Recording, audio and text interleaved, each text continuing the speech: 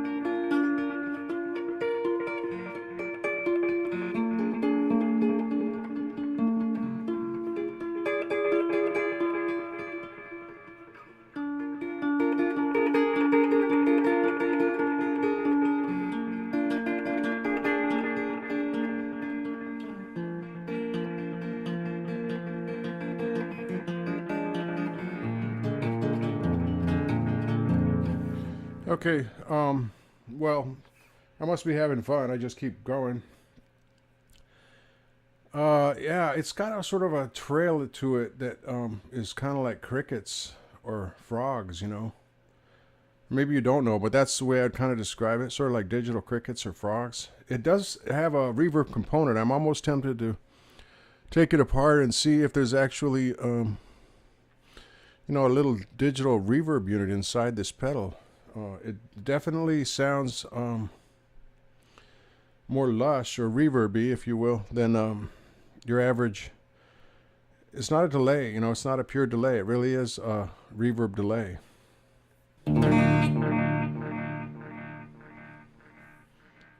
You sort of hear those digital crickets.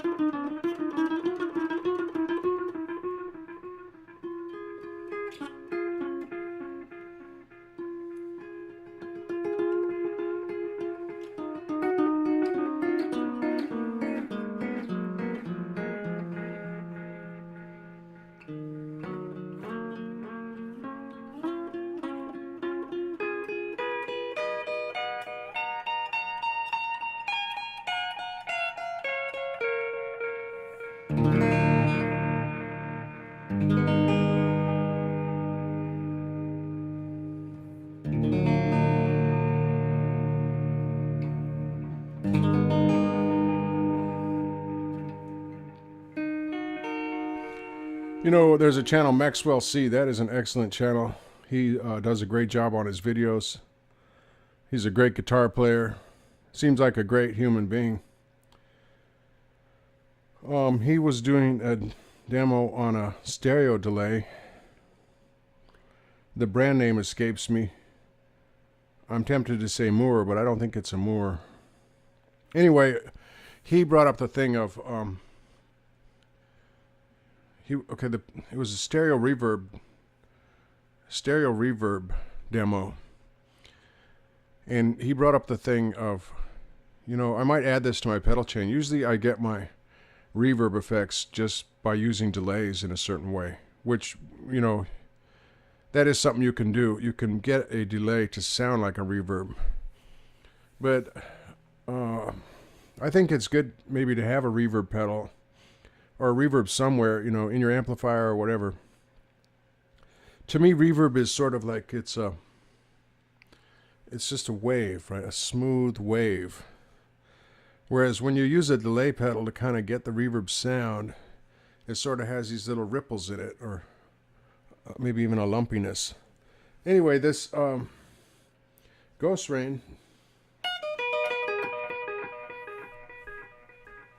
it has the most interesting trailings.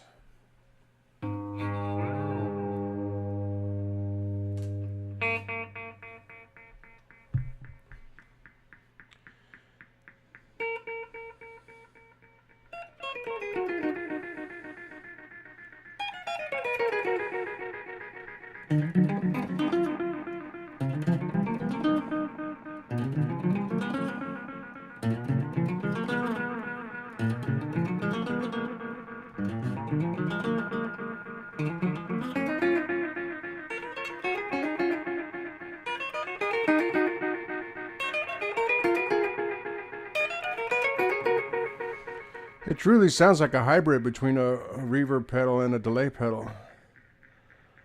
Again, it makes me wonder if there's wow. That's really kind of neat. It makes me wonder if there is a reverb unit inside, you know, a little reverb unit inside the digital reverb unit inside of it. Maybe I'll take it apart and check it out.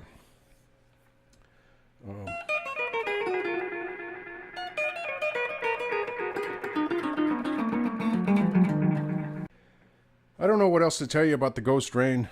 I think it's a great hybrid pedal. It's really, it is kind of a special pedal. It's Kaeleen really does make some cool stuff, and well, I'm a big believer in Kaeleen. I may have had like 1 or 2 defective pedals, but I've probably cycled through about 50 Kaeleen pedals, so that's a real high success rate, and I haven't had a faulty pedal in a long time. They've really upped their game, because, you know, I read stories all the time about people having bad pedals, but from Kaeleen, but I haven't really experienced it, not to the level I see other people at commenting. So I also really like these 1590 double B enclosures, like the Ghost Rain, the Time Space Echo Delay. I'm looking over here, the Candy Floss Fuzz, the reflector reverb, and now the bass compressor, your Tantrum. There's several of them. The 1590 double B, and then they use a 1590B, which is your standard pedal enclosure size. It's a little bit modified. It's like their own shape. It's not quite a Hammond, as far as I can tell. But yeah, Kaeleen, count me in. I'm a big fan, and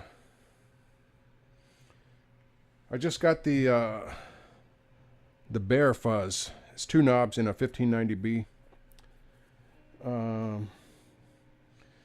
I sold my reflector, but I got another one because I missed it. So right away, that's one of those pedals I wanted back. I think I'm going to put a bass compressor on the end of my signal chain. I didn't use it for this demo, but I'm going to do a sesh now playing through the bass compressor. And the Ghost Rain is going to be my go-to delay here. You know, maybe I'll use the modified time space for a couple of things, but I'm about to do a sesh where Ghost Rain is my go-to delay. Okay. Oh, I wanted to show you another thing real quick.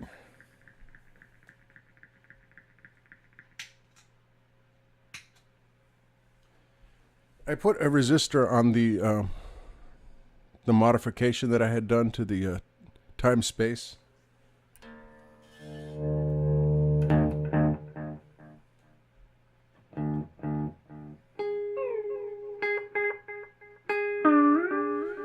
I still couldn't figure out how to get the whole range, the 0 to 600. But it seems to have turned the minimum up, so it doesn't have like a slapback.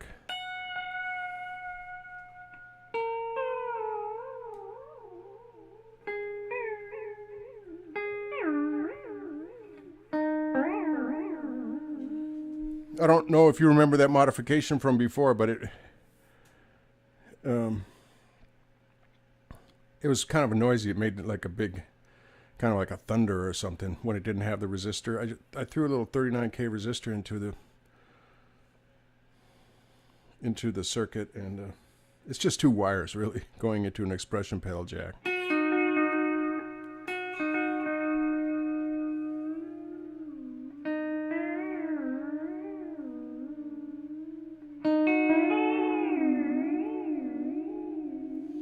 And I think the effect is a lot more musical. Anyway, but I want to go through some things real quick. I've been building some dirt pedals. You might have heard the heavy snow fuzz. That one's real gnarly. I built another one. It almost sounds like a boost a little bit. It has dual transistors in a Darlington. I think they're Darlington transistors too, so it's like having 4. The heavy snow fuzz had 2 Darlington transistors too in a Darlington configuration. But this new one seems a lot mellower.